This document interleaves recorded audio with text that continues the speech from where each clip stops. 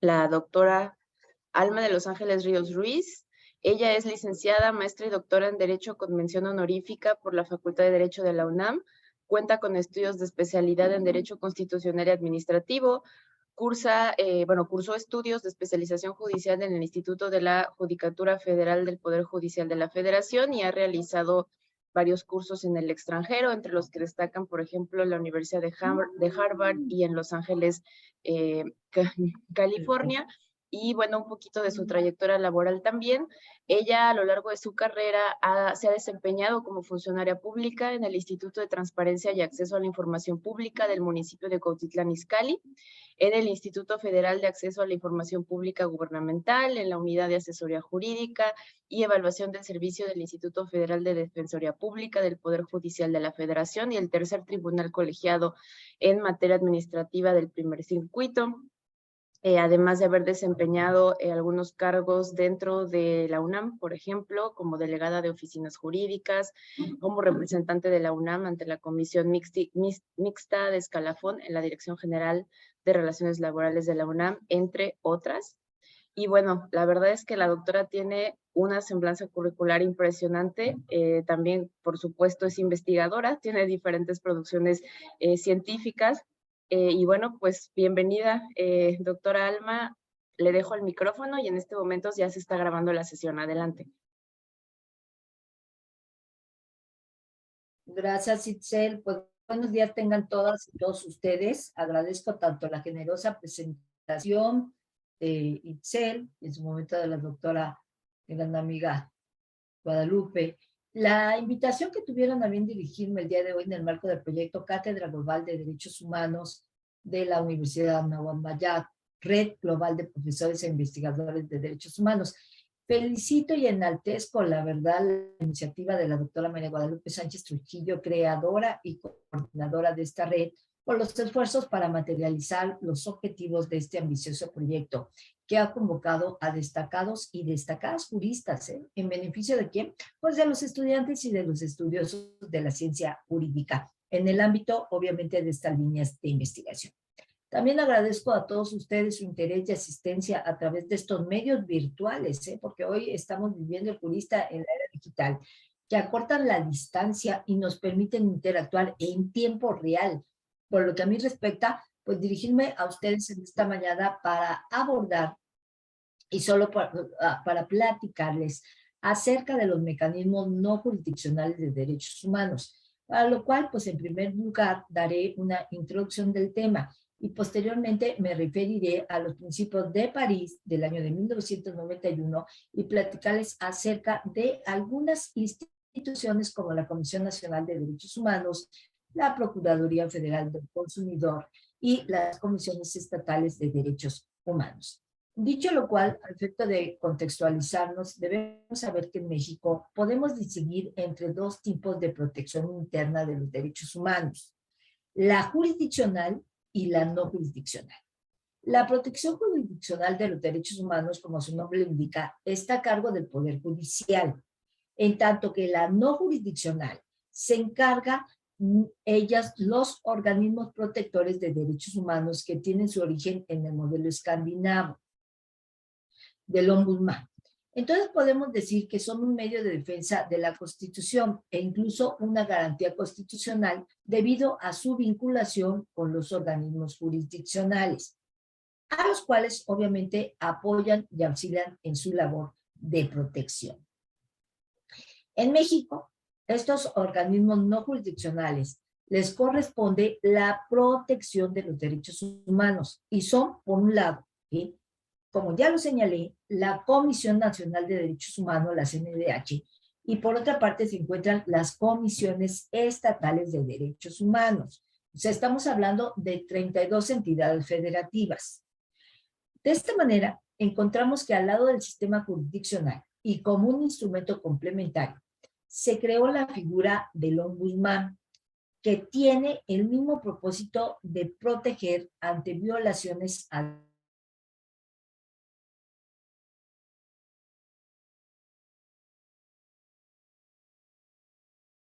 derechos humanos.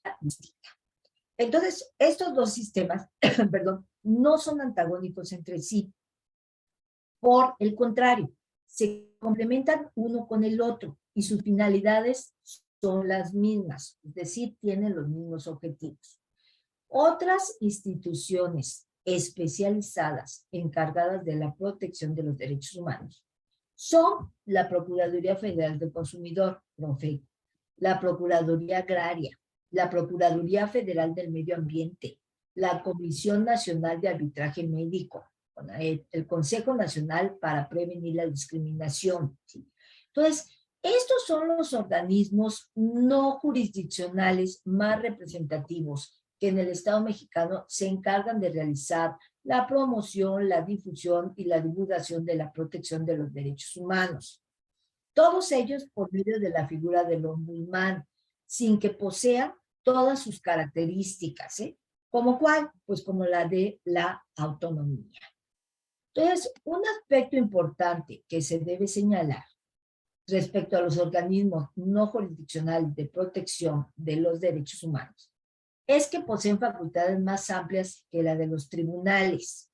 ¿Para qué? Para calificar la naturaleza de las violaciones a los derechos fundamentales, ya que en tanto los propios tribunales tienen que tomar en cuenta esencialmente el principio de legalidad y constitucionalidad,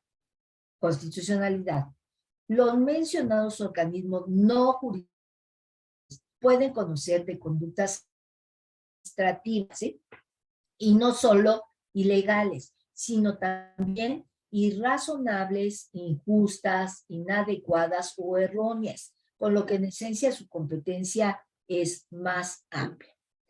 En este cuadro que estamos viendo, podemos distinguir entre cada tipo de protección jurisdiccional y no jurisdiccional. Por ejemplo, está la protección jurisdiccional de los derechos humanos, a cargo de los juzgados y de tribunales competentes. La no jurisdiccional está a cargo de los organismos de protección de los multicitados derechos humanos, con fundamento en el apartado B del artículo 102 constitucional. Primero voy a leer, si quiero, bueno, voy leyendo paralelamente las características de los jurisdiccionales y los no jurisdiccionales, como lo pueden ver en pantalla. Los jurisdiccionales se dan a través de medios indirectos. Las garantías judiciales, el proceso ordinario y la justicia administrativa, así como los instrumentos específicos que son, a saber, el juicio de amparo, las acciones de inconstitucionalidad y también por controversias constitucionales y juicios en materia electoral. Por su parte, los organismos no jurisdiccionales se dan a través de quejas, sin formalismos jurídicos, en contra de actos y omisiones de naturaleza administrativa provenientes de cualquier autoridad o servidor público, con excepción de lo que refiere a los del Poder Judicial de la Federación, quienes no pueden conocer de asuntos en materia electoral ni jurisdiccional. Los jurisdiccionales, sus decisiones son vinculantes. Una vez que se han agotado todos los recursos, se puede acudir ante la protección de los mecanismos internacionales, ¿sí? Internacionales de derechos humanos, tanto en el sistema universal a cargo de las Naciones Unidas, como en el propio sistema interamericano de protección de derechos humanos. Por su parte, los no jurisdiccionales, sus decisiones, que ya dije, no son vinculantes. También la presentación de quejas no afecta el ejercicio de otros derechos y medios de defensa, que pueden corresponder, obviamente, a los afectados conforme a las leyes, y tienen a su cargo la promoción de estos multicitados derechos humanos. Buenos días. Un punto de referencia obligado para estudiar y comprender el fundamento de estas instituciones nacionales de derechos humanos es el tema relativo a los principios de París y su influencia en la constitución de este tipo de organismos. También es muy importante tomar en cuenta la intención de plantear los antecedentes de estos mecanismos. Y aquí me refiero ahora a los principios que datan del año de 1991, que surgieron con motivo del Taller de París que se celebra en ese año, o sea, 91. y como un primer paso en el desarrollo de buscar crear estándares para las instituciones nacionales de derechos humanos. También aparece los relativos al Estatuto de las Instituciones Nacionales, o sea, los Principios de París, que fueron aprobados por la Resolución 48/134 de la Asamblea General de fecha 20 de diciembre del año de 1993, mediante la cual se delimitaron la competencia y responsabilidades. Entonces, estos integran un documento que contiene las características principales que debe de reunir toda institución nacional protectora de los derechos humanos, ¿sí? Y el papel crucial que deben desempeñar como medio de protección y promoción de estos derechos en una sociedad determinada. En ellos, pues, establecen la competencia, la responsabilidad, la composición, entre otras características que una institución de este tipo debe tener. ¿Y cuáles son? A saber, pues primero es una institución nacional que estará investida, ¿sí?, de competencia para promover y proteger los derechos humanos. También, por el otro lado, esta institución nacional se le otorga un mandato que es lo más amplio posible y que deberá estar claramente establecido y reconocido en un texto constitucional o legislativo, especificando su composición y su ámbito de competencia. En tercer lugar, es una institución nacional que tendrá, entre otras, las siguientes responsabilidades.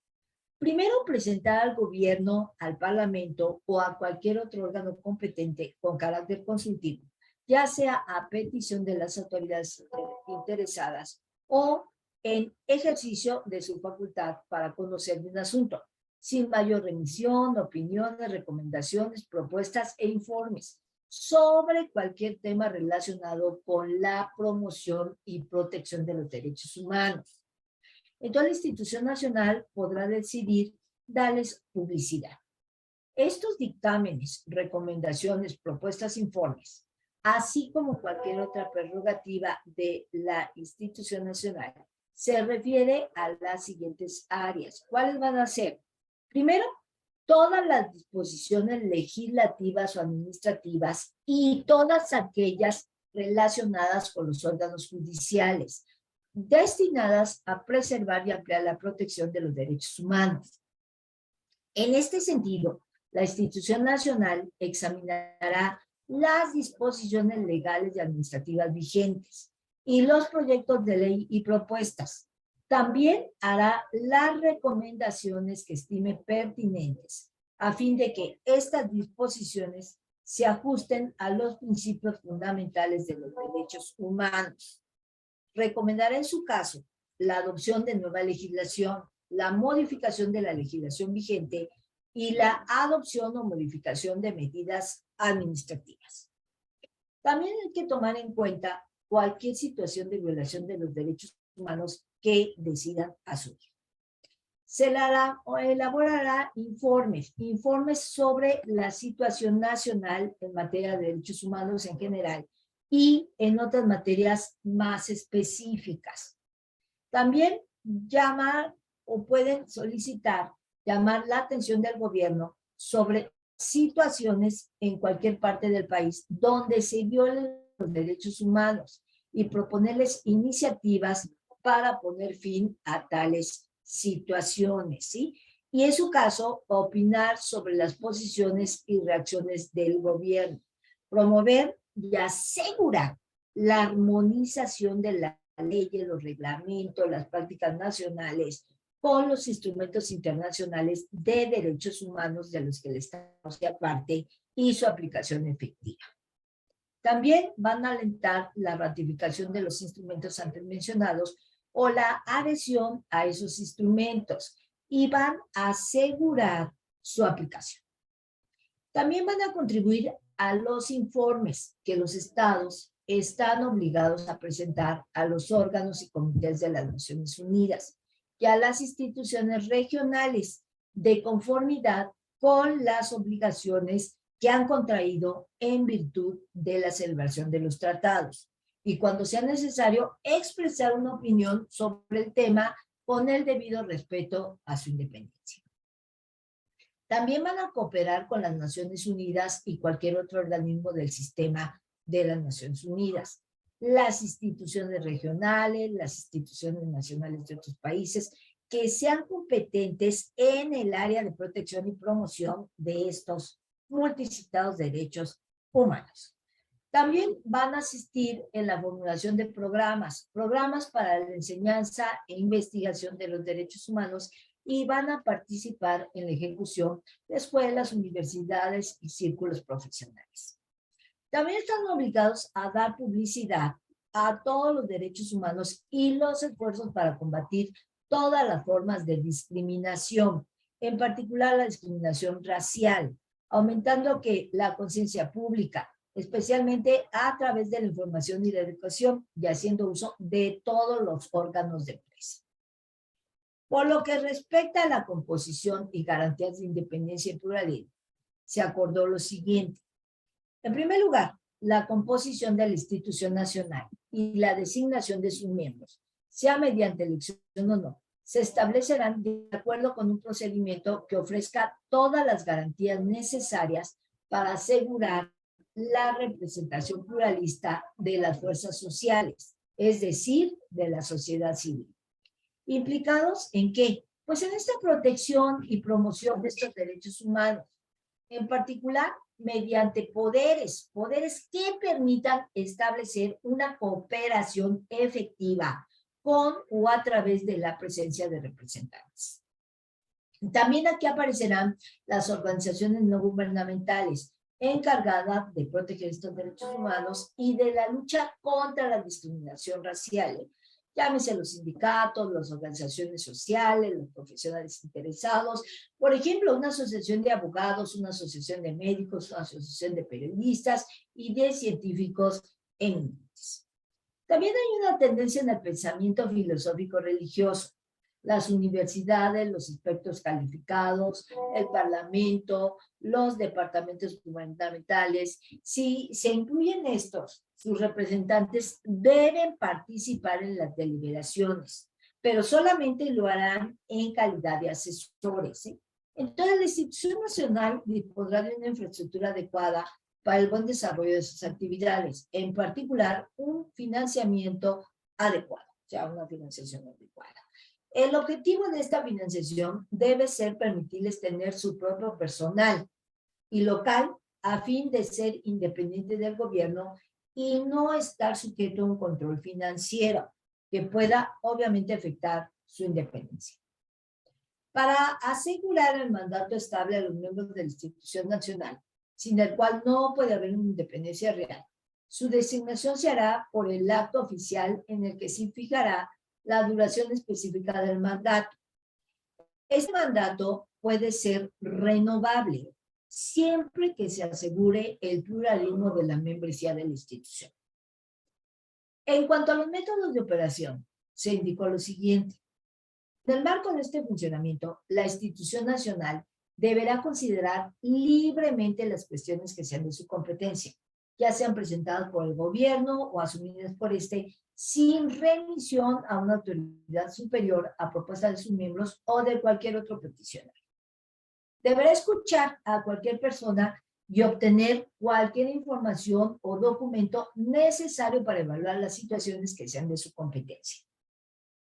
Deberá dirigirse a la opinión pública directamente o a través de cualquier órgano de prensa, particularmente para dar a conocer sus opiniones y sus recomendaciones. Deberá reunirse periódicamente, siempre que sea necesario, en presencia de todos sus miembros, previa preocupación de estos. También debe establecer grupos de trabajo de entre sus miembros, según sea necesario, y establecer secciones locales o regionales para ayudarlo en el desempeño de sus funciones. Debe mantener consultas con los demás órganos jurisdiccionales o aquellos que no están encargados de la promoción y protección de los derechos humanos, en particular de los defensores del pueblo, los mediadores o instituciones similares. Bueno, También tienen que tomar en cuenta el papel fundamental que desempeñan las organizaciones no gubernamentales en la ampliación del trabajo de estas instituciones nacionales. Debe desarrollar relaciones con las organizaciones no gubernamentales dedicadas a la promoción y protección de los derechos humanos, al desarrollo económico y social, a la lucha contra el racismo, a la protección de colectivismos especialmente vulnerables, especialmente yo podría hacer énfasis en los niños, los trabajadores, los migrantes, los refugiados, los discapacitados, tanto físicas como psíquicas, o en áreas específicas. Además, como principios adicionales relativos al estatuto de la comisión con competencia cuasi jurisdiccional, se previó y estableció lo siguiente. Una institución nacional puede ser autorizada para escuchar y considerar quejas y peticiones relativas a situaciones individuales. Estos casos pueden ser presentados ante él por individuos, sus representantes, terceros, organizaciones no gubernamentales, asociaciones de sindicatos o cualquier otra organización representativa. En estas circunstancias y sin perjuicio de los principios, ¿sí?, que estamos enunciando, también se dan atribuciones de las comisiones, las funciones que se les encomiendan y que pueden basarse en los siguientes principios. O sea, ¿por qué intervienen? ¿Por qué participan? Pues primero porque van a buscar un arreglo amistoso a través de una conciliación. Aquí ya empiezan a aparecer medios alternativos o dentro de los límites previstos por la ley a través de decisiones vinculantes o cuando sea necesario sobre la base de la confidencialidad.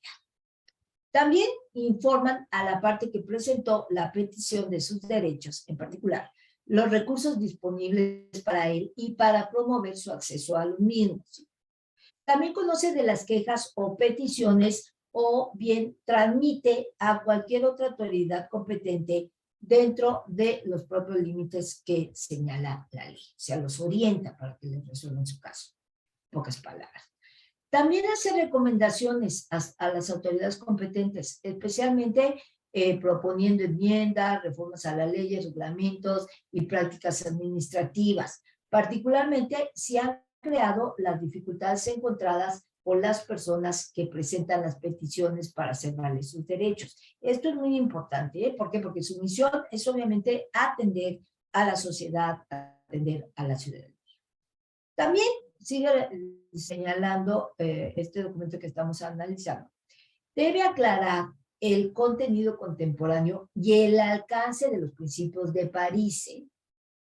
El subcomité de acreditación de la Alianza Global de Instituciones Nacionales de Derechos Humanos desarrolla observaciones generales. Estas observaciones generales se actualizan periódicamente y reflejan la práctica establecida del subcomité de acreditación sobre cuestiones interpretativas comunes e importantes relacionadas a la implementación y aplicación de los citados principios de París. Bueno, de esta forma, encontramos que las últimas observaciones del comité, ¿sí?, de este comité, del subcomité, perdón, de acreditación, se adoptaron el 21 de febrero del año 2018, en donde se determinó los siguientes aspectos. Primero, todos los principios relativos al estatuto de las instituciones nacionales, o sea, los principios de París, respaldados por la Conferencia Mundial sobre Derechos Humanos y la Asamblea General de Naciones Unidas, representan normas internacionales mínimas para lograr el establecimiento de las instituciones nacionales de derechos humanos. Estos principios proporcionan un amplio marco normativo para la situación, la estructura, el mandato, la composición, las facultades, los métodos de operación del principal mecanismo nacional de derechos humanos. También se señala que todas las instituciones nacionales de derechos humanos son establecidas por los estados con el objetivo específico de promover y defender los mismos, tanto a nivel nacional, y además son reconocidos como uno de los medios más importantes por los cuales los estados suplen la brecha de implementación entre sus obligaciones internacionales. ¿Y por qué? Porque esto es muy obvio. Los países altamente desarrollados tienen mejores mecanismos para garantizar y donde menos se violentan los derechos humanos, ¿no? También habla del goce efectivo de los mismos en este terreno. Entonces, el establecimiento y la consolidación precisamente de esta comisión de conformidad con los principios de París se inscriben en el ámbito de los compromisos internacionales asumidos por los diversos estados en esta materia. Y por tanto, es responsabilidad del Estado velar por la existencia precisamente de esta comisión que acate los principios de París. Una función clave, pudiera yo decir, de la Alianza Global, ¿sí?, es promover el establecimiento y la consolidación de la misma. ¿De conformidad con qué? Pues con los principios de París, con los criterios para determinar la acreditación, y se ha delegado precisamente en otro subcomité de esta Alianza Global de las instituciones nacionales de derechos humanos, ¿sí? ¿Qué se ha delegado? Pues se ha delegado la tarea de evaluar la conformidad internacional con los principios de París, o sea que lo que se está actuando vaya acorde con el compromiso internacional contraído. Hay que recordar que desde el año del 2006, esta comisión, este subcomité, ha usado los conocimientos adquiridos a través de un proceso de acreditación del Comité Internacional de Coordinación. ¿Para qué? Pues para desarrollar un importante cuerpo de jurisprudencia, que dé sentido al contenido y al alcance de los principios. Por citar un ejemplo, en el párrafo 2.2 de las normas de procedimiento, ¿sí?, de este subcomité, otorgan al mismo la autoridad para elaborar observaciones generales, ¿sí? ¿Sobre qué? Pues sobre cuestiones interpretativas comunes e importantes acerca de la implementación de los multicitados principios de París. Este subcomité, gracias a su profunda experiencia y su amplio conocimiento de estos principios rectores, se ubica en un lugar óptimo para articular sus estándares, brindar la orientación necesaria, que asegure una coherencia en el enfoque de implementación y aplicación.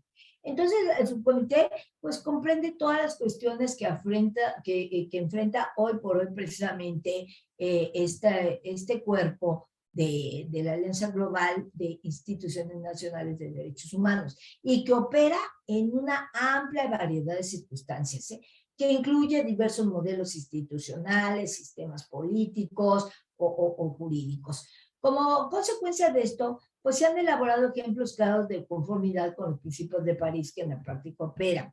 Por ejemplo, tengo las observaciones generales que se mencionan en las recomendaciones emitidas por este subcomité a la Alianza.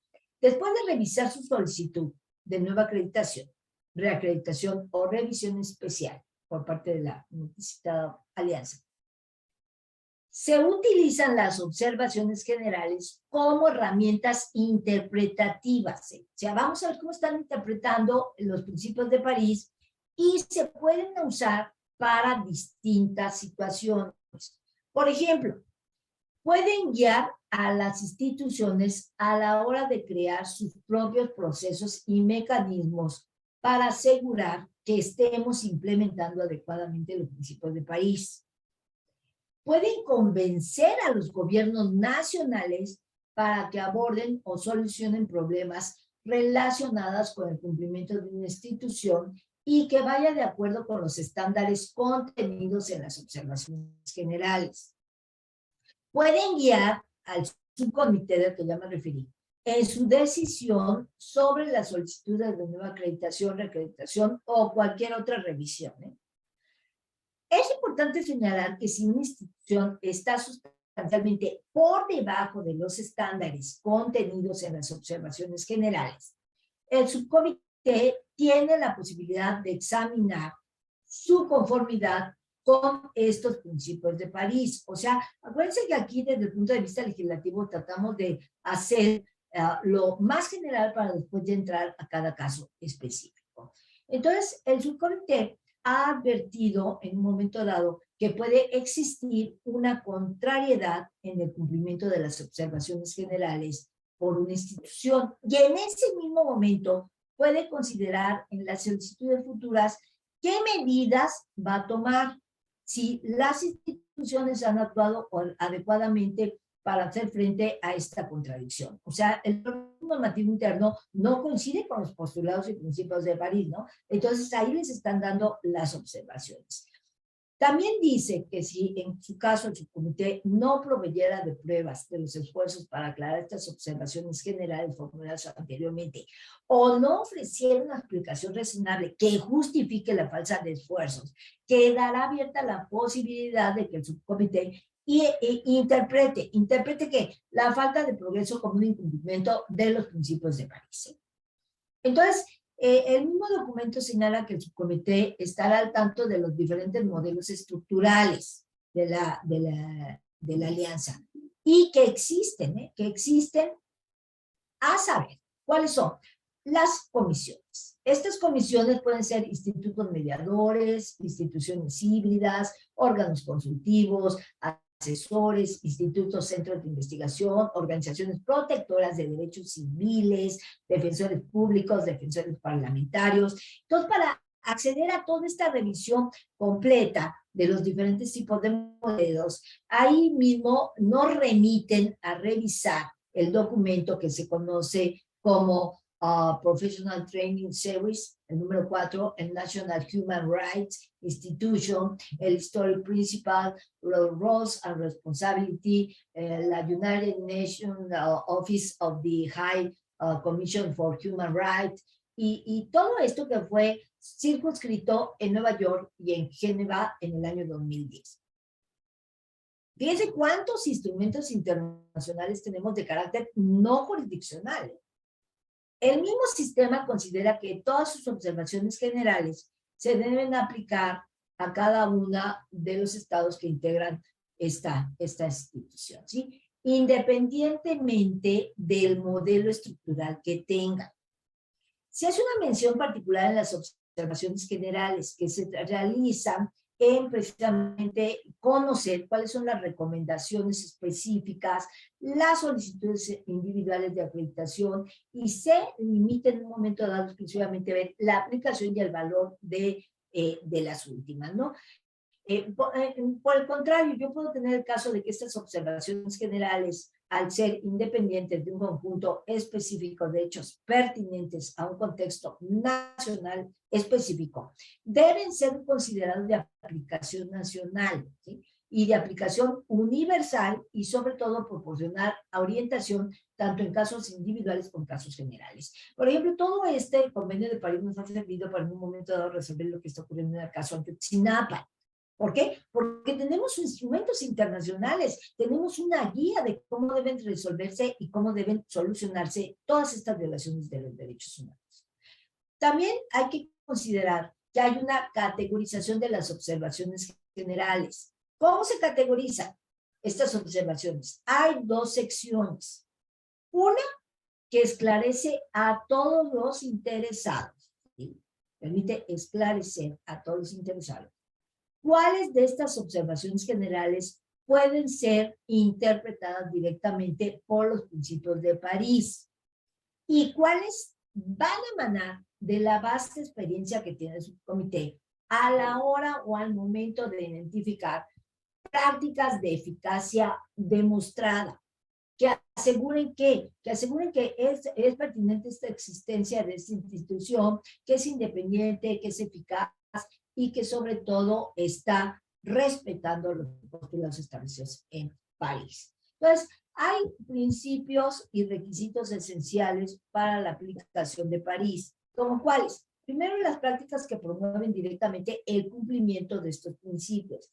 Hay que recordar que en el año 2011, el Comité Internacional de Coordinación de esta institución adoptó un proceso multietapa, ¿sí? Así se llama, multietapa, formalizado con un fin. ¿Cuál es el fin? Este procedimiento se diseñó para promover la accesibilidad, asegurando la coherencia en contenido y formato. así como una escritura clara, de extensión razonable y de fácil comprensión para una amplia variedad de lectores, principalmente de los estados y de la propia institución.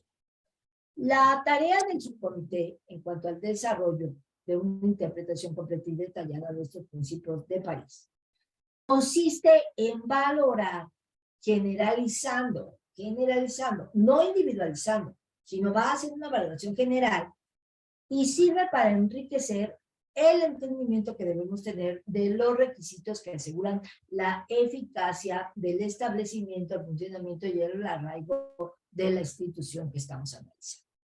Entonces, al ser esta última instancia una síntesis de las cuestiones interpretativas más importantes suscitadas por las solicitudes individuales de acreditación, las mencionadas observaciones generales son relevantes para la materia, no solo a nivel particular de cada estado, sino a nivel global, incluida aquellas que no son objeto actualmente de revisión o acreditación.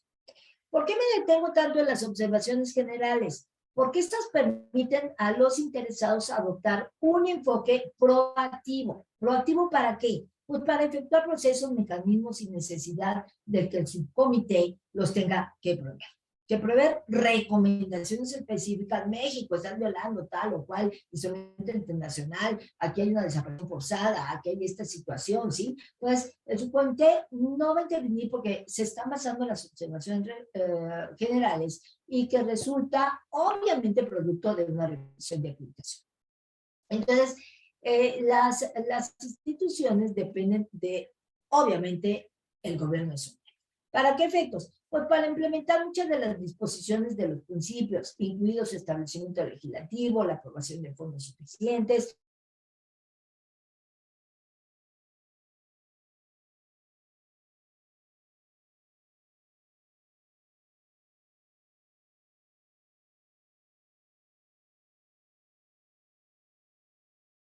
del Estado. Entonces, si no puede cumplir con sus obligaciones de acuerdo con lo que establece París, pues la Institución Internacional de Derechos Humanos puede usar los estándares contenidos en las observaciones generales que acordaron todos los Estados miembros, ¿sí?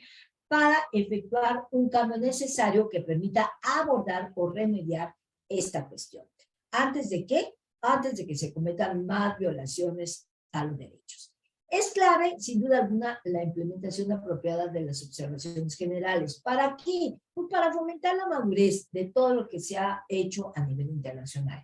Esclarecer los requisitos de los principios de París. Las observaciones generales proveen a la institución normas accesibles, relevantes, fáciles, contextualizadas para precisamente acelerar su evolución y crear otras instituciones más eficientes y más eficaces, que den como resultado una mejora en la promoción y protección de los derechos humanos en este terreno.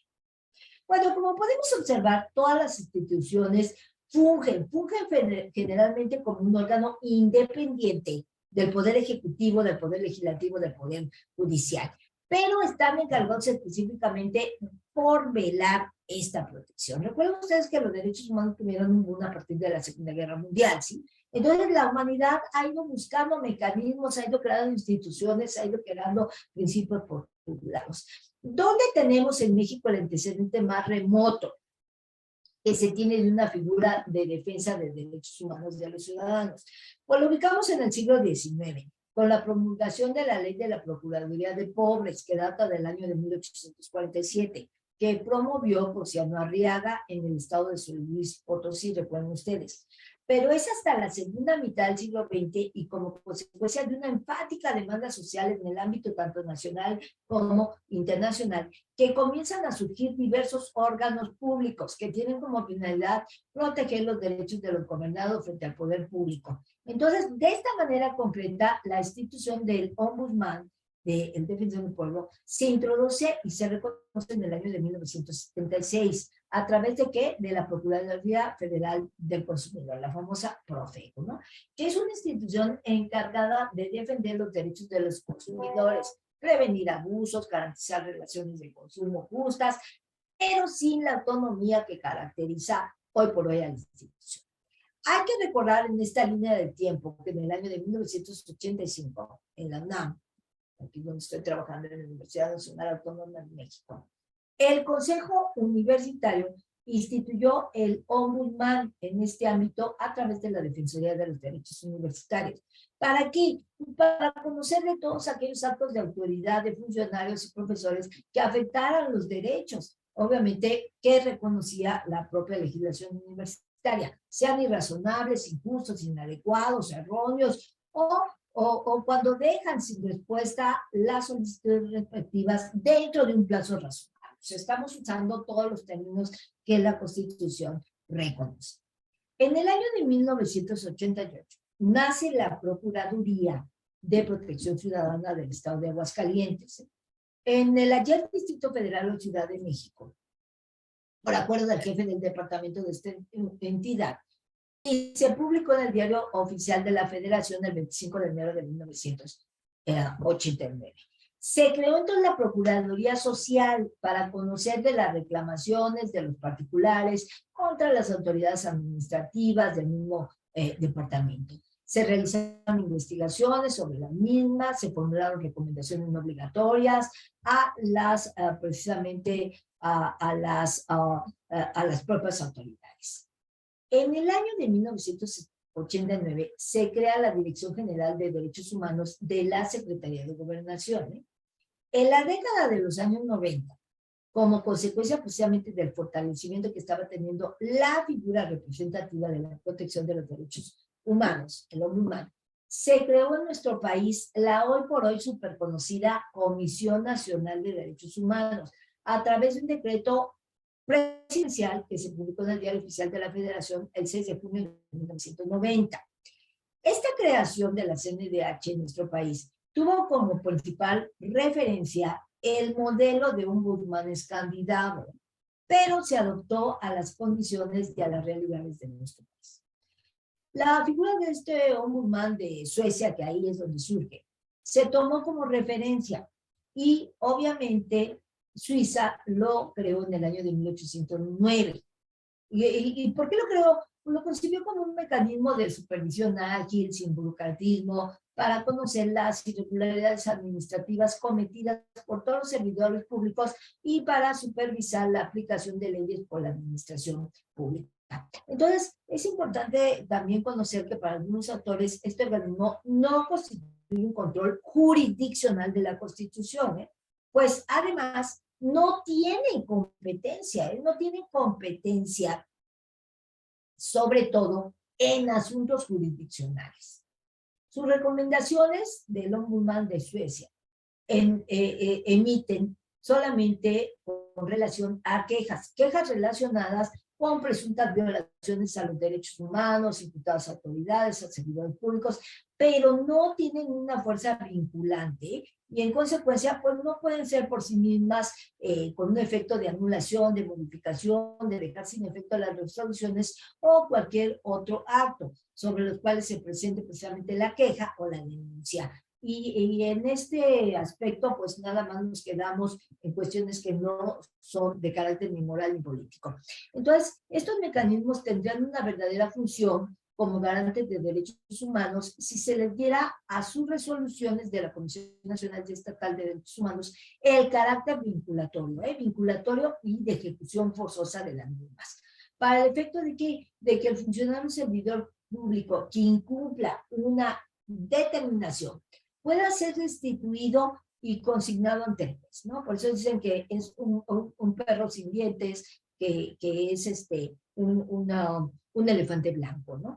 Entonces, obviamente se deben buscar esta aplicación de las sanciones, pero pues bueno, es una corriente del pensamiento fuerte que está abierta y que hoy por hoy no han aterrizado en ningún sistema legal. Sin embargo, hay que recordar que a pesar de las diversas y duras críticas, la Comisión Nacional de los Derechos Humanos hasta el día de hoy es un organismo público autónomo, es un organismo público autónomo encargado de la protección no jurisdiccional y de la promoción y defensa de los derechos humanos en México. ¿Dónde se señala esto? Pues recuerden, aquellos alumnos, alumnas, en el apartado B del artículo 102 constitucional. Toda su introducción en este texto tuvo lugar en el año de 1992, pero en un principio fue un organismo descentralizado, no era autónomo, ¿no? Hasta que se dieron las modificaciones constitucionales del año de 1999, cuando se convierte en un organismo con autonomía de gestión presupuestaria y se le dota de personalidad jurídica y patrimonio propio. Entonces, la protección y defensa de los derechos humanos fue elevada a rango constitucional expresamente el 26 de enero del año de 1992, cuando se publica el decreto que adicionó el apartado B del 102 de la Constitución Política. Entonces, con este dato, a partir de la reforma de junio del año 2011 en materia de derechos humanos, recuerden ustedes que se derivó del caso de María Pacheco, ¿sí?, se acordó que la elección de los titulares de los organismos de las entidades federativas se ajustaría a un procedimiento de consulta pública, transparente y de conformidad con lo que prevé la norma. También quedó establecido que la comisión puede investigar hechos que constituyan violaciones graves de derechos humanos cuando así lo juzgue conveniente o lo pidiera el Ejecutivo Federal. Algunas de las cámaras del Congreso de la Unión, los titulares de los poderes ejecutivos de las entidades federativas o bien la legislatura de estas, lo cual es de suma importancia, toda vez que esta facultad se encontraba reservada exclusivamente, recuerden ustedes, a la Suprema Corte de Justicia de la Nación. Sin embargo, pues esta dependía de los informes rendidos por la CNDH como un elemento relevante para su proceder. ¿Por qué? Pues por ser la autoridad con vocación protectora de los derechos humanos e idónea para realizar una investigación de los hechos y concluir si existe o no una violación de derechos humanos.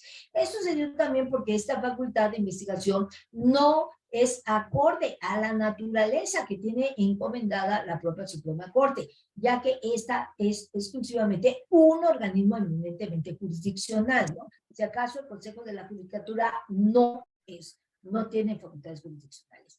Entonces, su misión, pues de la CNDH es defender, promover, estudiar, divulgar los derechos humanos reconocidos por nuestra norma fundamental y por todos los instrumentos internacionales que nuestro Estado haya firmado. Entonces, la CNDH tiene por objeto esencial proteger derechos humanos, llevar a cabo sus actividades, observación, promoción, como ya lo indiqué. Y para cumplir con estos objetivos, la CNDH tiene atribuciones, como cuáles: recibe quejas de presuntas violaciones a los derechos, conoce e investiga a petición de parte de oficio presuntas violaciones de derechos humanos. ¿En qué caso? Todo es taxativo, manual limitativo, por actos o omisiones de autoridades administrativas de carácter federal, cuando las y los particulares o algún otro agente social comete ilícitos. ¿Con qué? Con la tolerancia o anuencia de alguna persona, servidor público o autoridad.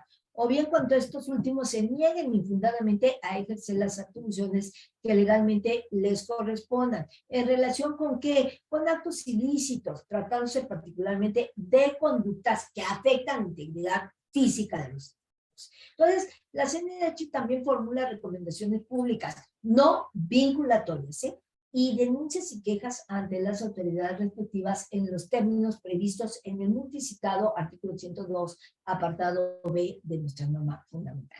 Conoce y decide, en última instancia, las inconformidades que se presentan respecto de recomendaciones de acuerdos de los organismos de derechos humanos de las entidades federativas. También están contemplados en el citado 102, apartado B de la Constitución. Conoce y decide en última instancia de las inconformidades por omisiones en que incurran los organismos de derechos humanos, a que se refiere la citada fracción B, y por insuficiencia en el cumplimiento de las recomendaciones de estos. ¿Por parte de quién? Pues de las autoridades locales, en los términos previstos en la norma.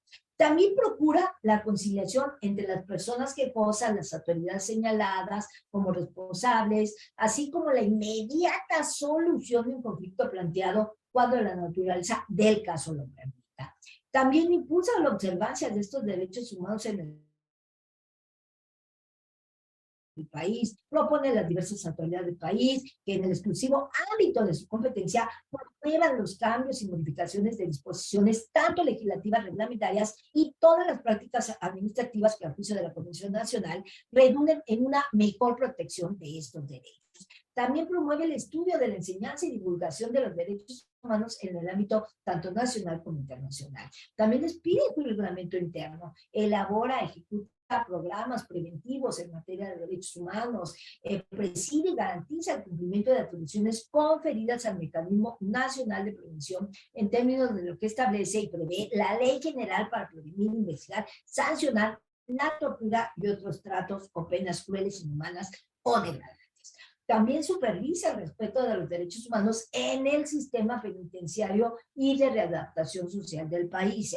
También formula programas, propone acciones en coordinación con las dependencias competentes que impulsen y garanticen el cumplimiento dentro del territorio nacional de los tratados, las convenciones, los acuerdos internacionales signados y ratificados por el Estado mexicano en materia de ¿qué? De los multicitados derechos humanos. También propone el Ejecutivo Federal, en los términos de la legislación aplicable, la suscripción de convenios, de acuerdos internacionales en esta materia. También busca la observancia del seguimiento, evaluación y monitoreo en materia de igualdad entre hombres y mujeres. También investiga hechos que constituyan violaciones graves de derechos humanos, cuando así lo juzgue conveniente o lo pidiera el Ejecutivo Federal. ¿A quién lo va a pedir? Pues a cualquiera de las cámaras de comercio de la Unión, al gobernador de un estado, al jefe del departamento de la Ciudad de México, que en este caso es Cheva, la jefa, a las legislaturas de las entidades federativas, entre otros. Y también todas aquellas autoridades que dispongan las leyes y los ordenamientos legales en México. Entonces, es muy importante que hagamos mención de que las quejas y denuncias, las resoluciones y las recomendaciones formuladas por la CNDH no afectan el ejercicio de otros derechos y ni medios de defensa que puedan corresponder a los propios afectados conforme a las leyes. Por tanto, no se suspenden ni interrumpen sus plazos preclusivos. ¿Cuáles son los asuntos que no son competencia de la CNDH? No son competencia, ¿Cuáles son? Actos y resoluciones de organismos de autoridades electorales. Ahí tenemos el Tribunal Federal Electoral. Resoluciones de carácter jurisdiccional. Ahí tengo los órganos jurisdiccionales. Las consultas formuladas por autoridades particulares u otras entidades sobre la interpretación de las disposiciones constitucionales y legales. Y por ningún motivo pueden examinar cuestiones jurisdiccionales de fondo. Conflictos entre particulares tampoco son competentes para pronunciar. Entonces, si nosotros vemos lo que dice el artículo 105, fracción segundo inciso que es de la Constitución Política de los Estados Unidos Mexicanos, ¿sí? La presidencia de la CNDH puede presentar acciones de inconstitucionalidad. ¿Ante quién? Ante la Suprema Corte de Justicia de la Nación. Pero les marca un plazo, 30 días naturales posteriores a la publicación de la expedición, la reforma, la modificación de leyes de carácter tanto federal, estatal y de la propia Ciudad de México. Así como de todo aquello que se vincule con los tratados internacionales. ¿Cuándo qué? Pues cuando se estime que se violan los derechos humanos y resultan incompatibles con lo que consagra nuestra norma fundamental, nuestro texto constitucional o los instrumentos internacionales suscritos por el Estado mexicano. Entonces, si al concluir la investigación de la queja, la CNDH demuestra que no existen violaciones a derechos humanos o de no haberse acreditado estas de manera fehaciente, entonces se elabora el acuerdo de no responsabilidad que debe contener los siguientes aspectos. ¿Cuáles son? Miren, va a hacer en este informe una narrativa de todos los antecedentes de los hechos que fueron alegados como violatorios de derechos humanos. También va a enumerar las evidencias que demuestren que no hubo violación de derechos humanos o la inexistencia de aquellas en las que obviamente se va a soportar la violación. También va a analizar las causas de no violación a los derechos humanos, ¿sí? También va a emitir conclusiones. Entonces, los acuerdos de no responsabilidad son notificados de inmediatamente a las personas quejosas, a las autoridades o a las personas servidores públicos que están involucrados, y que serán publicados en la Gaceta de la Comisión Nacional de la CNDH. Entonces, es muy importante señalar que este tipo de acuerdos que pide nuestra CNDH se refiere a casos muy específicos, por lo que no son de aplicación general y no exime de responsabilidad a las autoridades. ¿Respecto de qué? Pues respecto a otros casos en que puedan incurrir de otra índole. Todas estas inconformidades que se presentan ante la CNDH pueden darse a través del recurso de queja y el recurso de impugnación. ¿En qué consiste el recurso de queja? Bueno, el recurso de queja se puede interponer en los supuestos que marca la ley. ¿Y cuáles son? Por las omisiones en que hubiera incurrido un organismo local de derechos humanos durante el tratamiento de una queja, presuntamente violatoria de los mismos, siempre y cuando esa omisión hubiese causado un perjuicio grave a la persona quejosa y que pueda tener efectos sobre el resultado final de esta queja. También puede darse el caso que hay una manifestación de inactividad del organismo local de derechos humanos. ¿En qué? Pues en el tratamiento de esta presunta queja, ¿no? Y que obviamente está aduciendo que viola derechos humanos.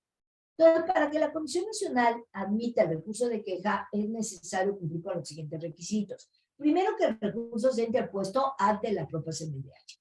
Que el recurso sea suscrito por la persona o personas que tengan el carácter de quejosas o agraviadas en el procedimiento instaurado por el organismo local, cuya omisión o inactividad estamos recurriendo.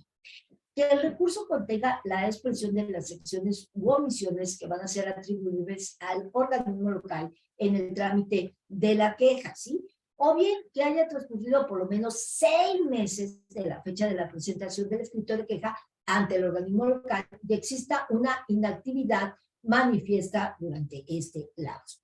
Que el referido organismo local, respecto del procedimiento de queja que se recurre, no haya dictado recomendación alguna o establecida resolución definitiva sobre el mismo, ¿sí? Que el recurso de queja debe presentarse por escrito ante la Comisión Nacional y en caso de urgencia, por correo, por fax o incluso el propio telégrafo, que ya ni se utiliza.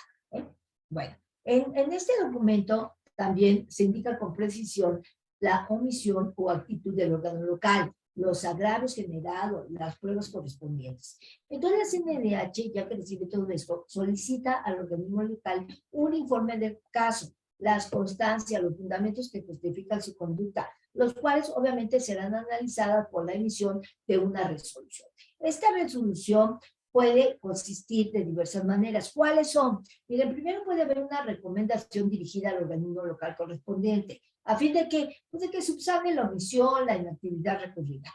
También puede haber un acuerdo de no responsabilidad, que se va a dirigir precisamente a ese organismo local correspondiente cuando los agravios hechos valer por el recurrente sean falsos e infundados.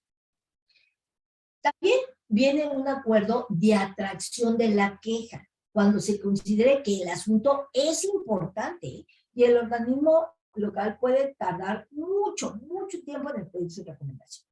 Ahora voy con el recurso de impugnación. ¿Cuándo procede? Este recurso procede por las resoluciones definitivas tomadas por un organismo local de derechos humanos, ¿sí? Y se entiende por resolución definitiva toda forma de conclusión de un expediente abierto con motivo de presuntas violaciones a los derechos humanos. También puede venir por el contenido de una recomendación dictada por un organismo local de derechos humanos. Cuando a juicio de el quejoso, ¿sí?, este organismo no intente reparar debidamente la violación denunciada. También procede precisamente por el proceso de incumplimiento deficiente e insatisfactorio de la autoridad hacia una resolución que emitió el organismo local de derechos. Entonces, para que la Comisión Nacional, la CNDH, admita el recurso de impugnación, se requiere cumplir con los siguientes requisitos. Primero, que el recurso sea interpuesto directamente ante el correspondiente órgano local de derechos humanos. Que el recurso, nuevamente, sea suscrito por la persona o personas que hayan tenido el carácter de quejosas o agraviadas en el procedimiento instaurado, por, obviamente, el respectivo organismo local de derechos humanos. Que el recurso se presente ante el respectivo organismo local dentro de un plazo de 30 días naturales y con el mismo plazo, ¿sí?, contados a partir de la notificación del acuerdo de conclusión o de que el quejoso hubiese tenido noticia sobre la información definitiva de la autoridad acerca del incumplimiento de esta recomendación.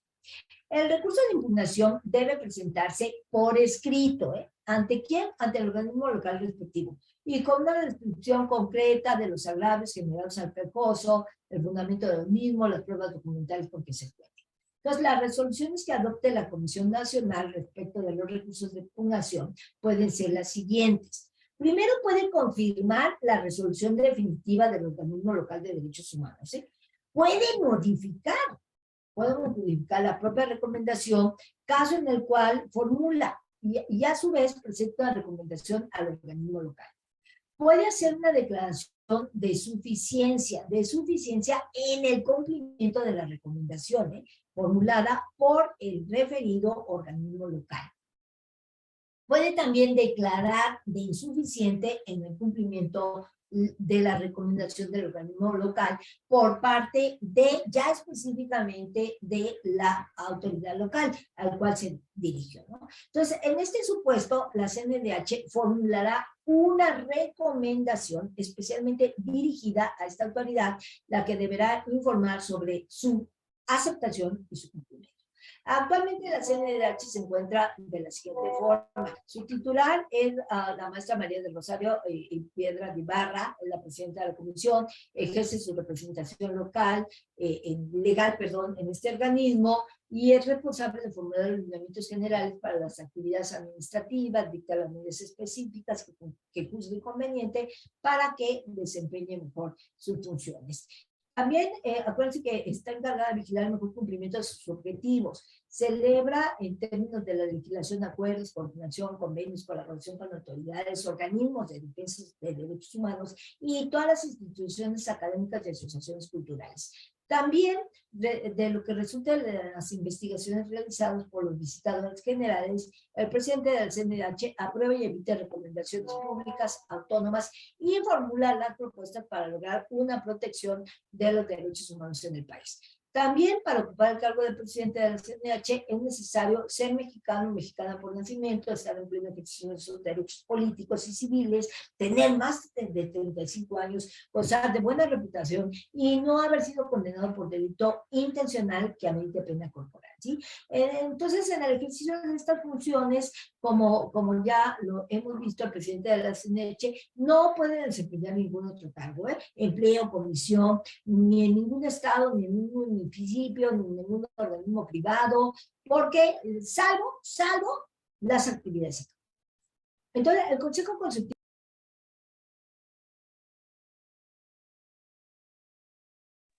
el Consejo Consultivo de la Comisión de Derechos Humanos se integra por 10 consejeros, ¿sí?, que son electos por el voto de las 2/3 partes de los miembros presentes de la Cámara de Senadores, o en su receso por la Comisión Permanente del Honorable Congreso de la Unión, con la misma votación calificada, ¿sí?, y sus cargos son honorarios. El presidente de la CNDH lo es también en el Consejo Consultivo.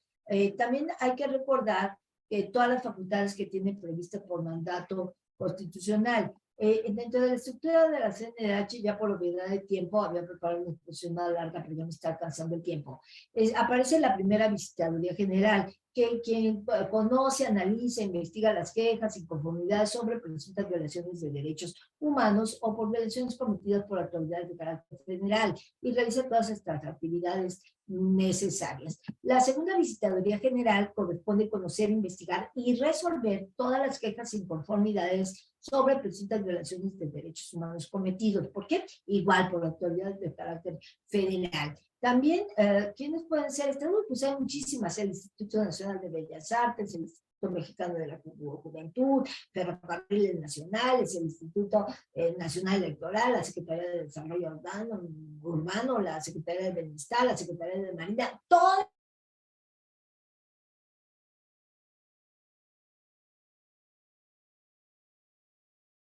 la estructura de la Administración Pública Federal, el iniciario, que es atendido por la tercera visitaduría general de la CNDH, quien corresponde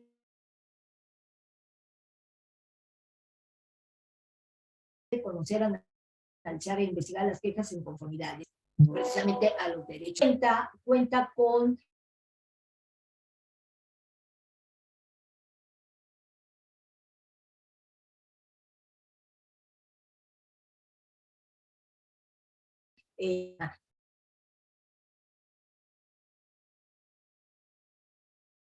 como un área específicamente especializada para resolver todas las quejas que provienen de la misma. También a partir del 15 de junio del año 2012 se publicó el decreto en el Diario Oficial de la Federación, mediante el cual el Congreso de la Unión reformó y adicionó diversas disposiciones, ¿sí? Relativas a la ley de la CNDH, mediante el cual se creó una sexta visitaduría. Esta sexta visitaduría conoce, analiza e investiga las quejas e inconformidades sobre presuntas violaciones por violaciones cometidas por autoridades de carácter federal. Realiza las actividades necesarias para resolverlas. Entonces, en el Estado mexicano, obviamente se creó la CNDH, pues para fungir como mecanismo nacional de prevención de la tortura. Y específicamente en el año del 2007, la CNDH pues aceptó la asignación de las visitadurías a las que ya hice referencia, y sobre todo la tercera visitaduría especial en la materia de la misma. Su Secretaría Ejecutiva tiene a su cargo, entre otras funciones, impulsar las actividades de la CNDH a nivel internacional, con la finalidad de plantear al propio presidente de la CNDH y al Consejo Consultivo políticas generales respecto a cómo van a solucionar estos problemas. A esta secretaria técnica que también aparece,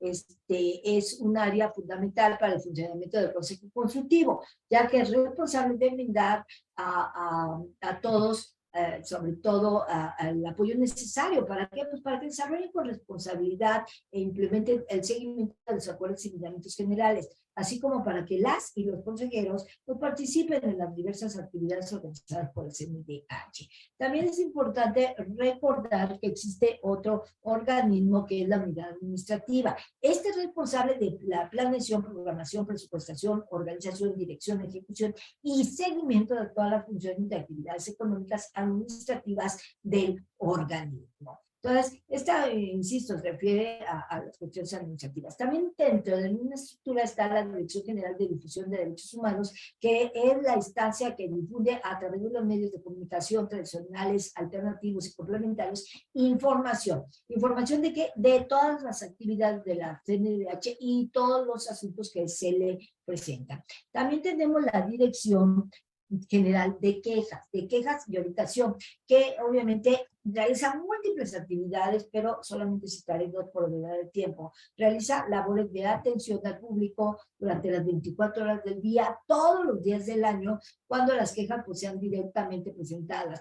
Y obviamente se trata de una violación de los mismos. Se orienta al interesado respecto de la naturaleza de su problema, las posibles formas de solución, se le proporcionan los datos del servidor público ante el cual se puede actuar, entre otras. Tiene N cantidad de facultades y funciones, estamos hablando de cerca de 27 facultades. Está también la Dirección General de Planeación y Estrategia Institucional, que es la encargada de dirigir los procesos de planeación y evaluación de las actividades sustantivas de la CNDH.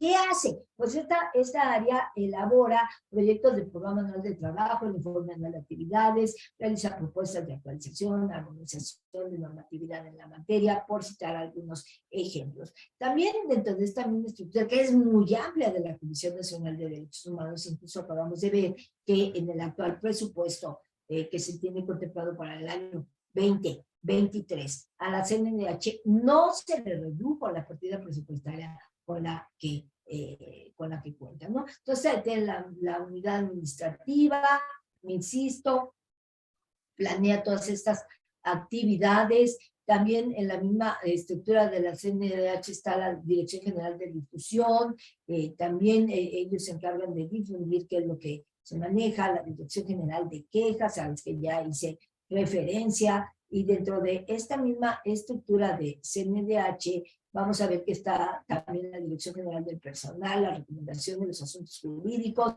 que tiene atribuciones ya muy particulares sobre la defensa y protección de los mismos. También está el Centro Nacional de Derechos Humanos, que tiene como objetivo realizar estudios e investigaciones académicas. A este centro me publicó El Derecho Humano a la Salud frente a la responsabilidad médica legal, un libro que hoy por hoy es fuente obligatoria de consulta en la Corte Interamericana de Derechos Humanos, o sea, para que vean la trascendencia que tiene este tema, ¿no?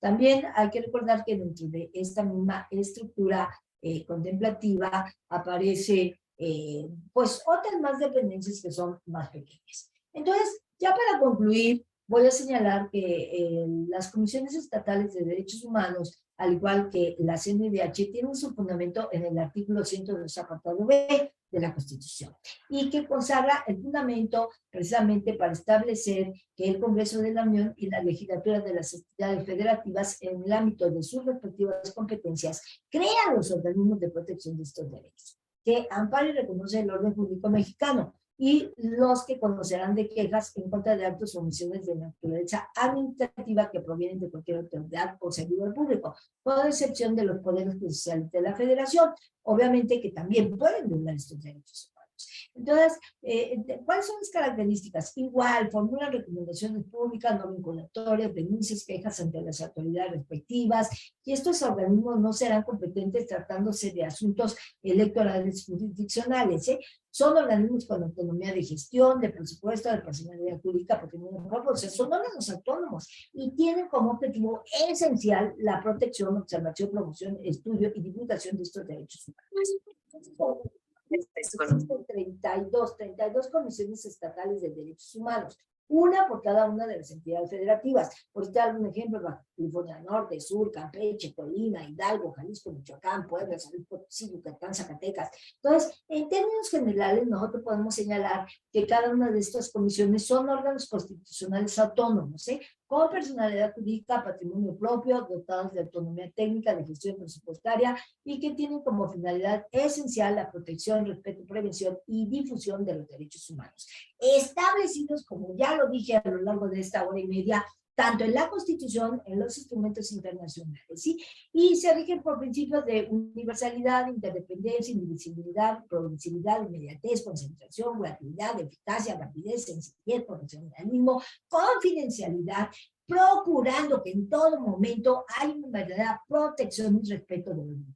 Entonces, la competencia de cada comisión, y sobre todo le corresponde en su jurisdicción donde tiene el territorio del Estado. Cuando se le queja de actos, de omisiones de estos derechos, entre otros. Sus atribuciones, pues lo único que varía a otra definitivamente es su estructura orgánica, ¿no? Pero pues, lo más importante es que tocan todos los temas de exigibilidad, de justiciabilidad, y que no permean, pudiéramos decir, y se reconocen en todas y cada una de las comisiones estatales. Entonces, un derecho pues es exigible cuando queda claro en las leyes cuáles son las obligaciones del Estado, quiénes son los titulares de los derechos, qué lo podemos entender como justiciable, cuando el cumplimiento de estas obligaciones pueden reclamarse jurídicamente en todas las instancias, tanto de un derecho interno y en las instancias del derecho internacional. Entonces, para algunos autores, no todos los derechos humanos son exigibles y justiciables. ¿Por qué? Porque muchos de ellos no es específico el sujeto destinatario del amparo, o no pueden ser cumplidos de manera absoluta e inmediata. ¿Por qué? Porque se concretan en las condiciones de bienes de uso colectivo o público, que dependen de qué, pues dependen de medios, dependen de recursos sobre los que precisamente pesan circunstancias o limitaciones. Lo cierto es que el derecho internacional establece que todos los derechos son exigibles y justiciables. ¿Por qué? Porque todos los derechos tienen un contenido de carácter absoluto de aplicación inmediata que garantiza la vida y la dignidad humana.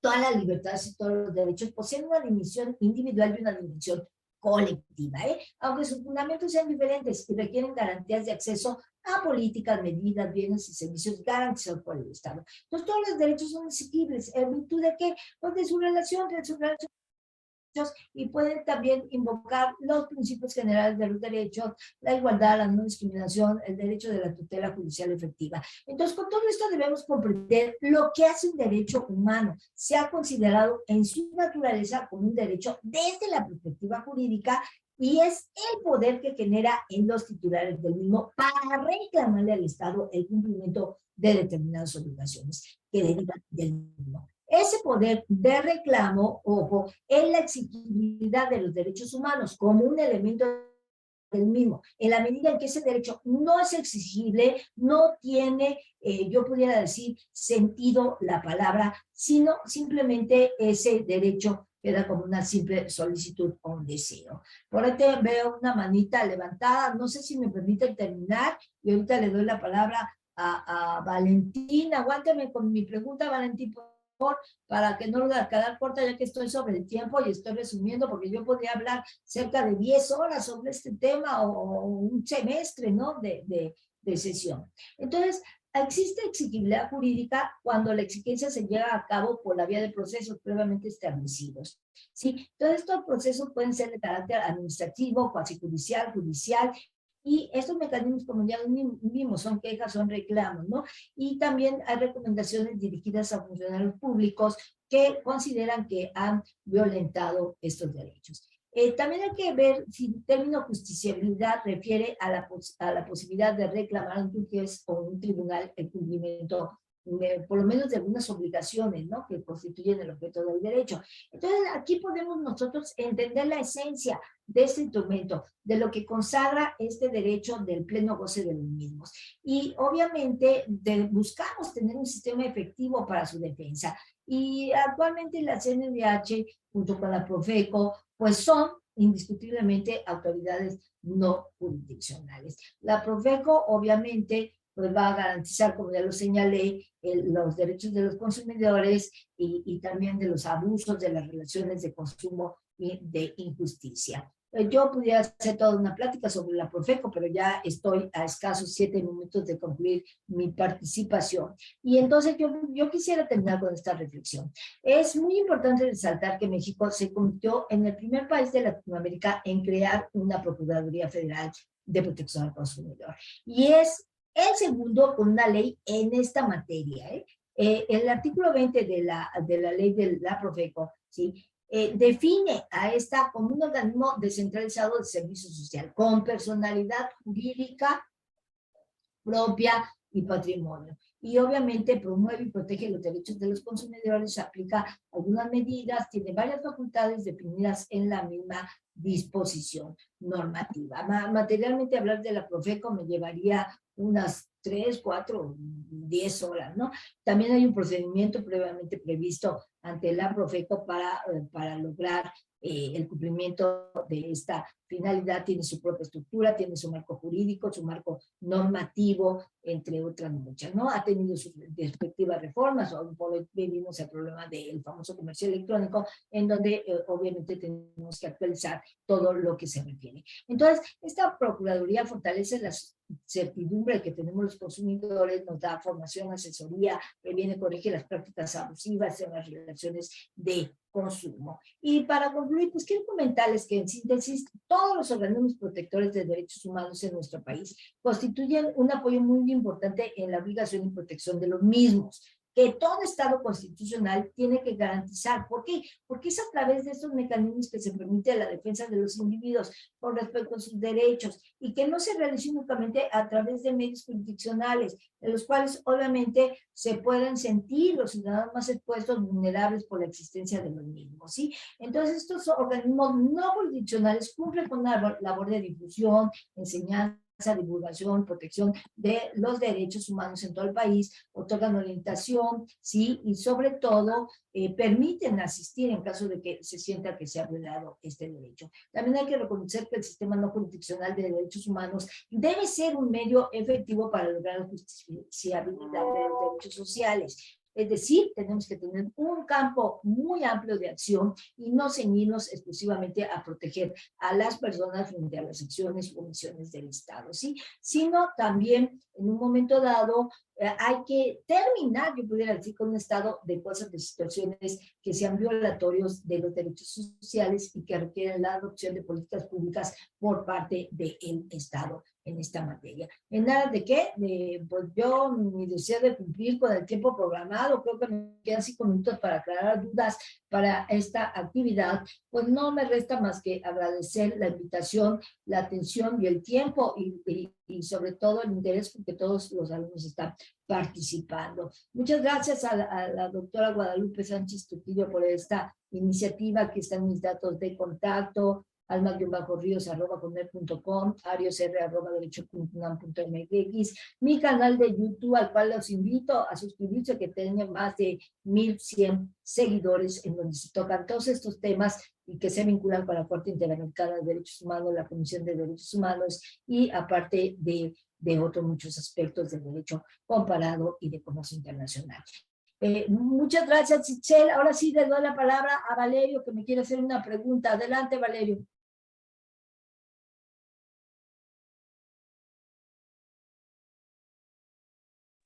¿Sí está ahí mi alumno?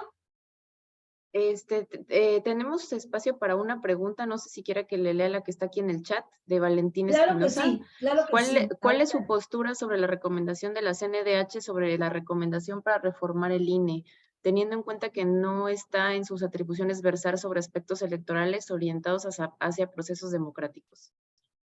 La misma pregunta está dando la respuesta, ¿no? No tiene competencia en lo más mínimo en la materia y francamente pues quedaría desde mi particular punto de vista como una opinión al aire. En esta materia legislativa, pues obviamente el Honorable Congreso de la Unión será para resolver todos estos conflictos. El Tribunal Federal Electoral en un momento dado también tendrá la competencia, la propia Suprema Corte de Justicia de la Nación por ser la trascendencia, ¿no? Pero lo cierto es que pues integrantes del Consejo Consultivo de la CNDH pues rechazaron este pronunciamiento que emitió este organismo, ¿no? ¿Por qué? Pues porque francamente, como ya lo dijimos, son órganos autónomos, no es su competencia y obviamente pues queda como un simple comunicado, ¿no? Esa famosa recomendación general, la 46, creo que fue diagonal 2022, ¿sí? Y respecto pues, a violaciones a derechos humanos, que datan y pudieron datar desde 1955, 1965, según se hayan dado todos estos aspectos de reforma electoral, ¿no? Hay que recordar que a mí a tutelar es el principio de democracia, sin duda alguna, la garantía, obviamente, el respeto a este derecho, ¿no? Por eso yo sí considero que este pronunciamiento, pues, obviamente, queda desde un particular punto de vista como en letra muerta, por no ser competentes para tener conocimiento y sobre todo realizar algunas puntualizaciones en estas recomendaciones, ya que van más allá de sus atribuciones. Esa sería mi respuesta. Sí. Muchas gracias, doctora. Por cuestiones de tiempo, pues ya no nos da tiempo de seguir elaborando las preguntas. Los alumnos, y también yo tenemos ahorita clase a las 10, entonces, pues le agradezco mucho, su participación. Fue muy ilustrativo, ¿no? Yo que no me dedico al derecho, aprendí mucho. A ver, Aldo me pide si puede contestar esta, por favor. Si está usted de acuerdo, chicos, si se tienen que ir, pues adelante, porque ya estamos en tiempo. Dice Aldo, ¿existe algún catálogo para empresas o personas morales para la protección de los derechos humanos? ¿Alguna especie de lista de derechos o algún documento donde expongan acciones a fin de proteger los mismos? En específico, no lo hay. No lo hay. Obviamente todo, como ya lo dijimos, son aspectos generales, no podemos particularizar y sobre todo, generalmente quien más, bueno, también en particular, acuérdense, con la ley de amparo actualmente los particulares pueden cometer actos como si fueran autoridad, ¿no? Autoridad responsable. No existe un catálogo tal cual en el cual se señalen, se definan cuáles son estos derechos, ¿no? O cuál sería la violación a los mismos. Perfecto, muchas gracias, doctora. Gracias, chicos. Pues nos despedimos aquí. Muchas gracias, doctora. Le pasamos la grabación en cuanto la tenga a través de la doctora Lupita y pues que tenga buen día. Muchas gracias, muchas gracias. Un abrazo afectuoso a todos y nos gustaría la grabación para que la podamos subir a nuestro canal de YouTube. Gracias. Perfecto, Gracias. gracias.